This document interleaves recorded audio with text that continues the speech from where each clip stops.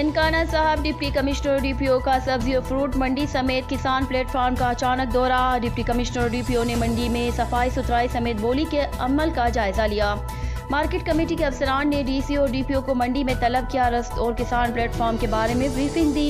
किसान प्लेटफार्म पर अपनी सब्जियां और फ्रूट फरोख्त करने वाले काश्तकारों की मदद और रहनुमाई की जाए। डिप्टी कमिश्नर वज़ीर आला पंजाब उस्मान बुज़दार की जानिब से मंडियों में किसान प्लेटफार्म का क़याम अवामुन्नास के लिए किसी तोहफे से कम नहीं। डीपीओ वज़ीर आला पंजाब उस्मान बुज़दार की खुसूसी हिदायत पर ज़िले अफसरान रोज़ाना की बुनियाद पर सब्जी और फ्रूट मंडियों के दौरे कर रहे हैं। इस्माइलुर रहमान किसान प्लेटफार्म पर लोगों को बराह रास्त काश्तकारों से कम निर्खों पर फल और सब्जियों की दस्तयाबी को यकीनी बनाया जा रहा है। डिप्टी कमिश्नर तमाम मुतालिका अफसरान फल और सब्जियों के मयार को चेक करने के साथ साथ बोली के अमल का भी जायजा ले। डिप्टी कमिश्नर रिपोर्ट मेहर अब्दुल गफूर मोरखंडा ननकाना साहब।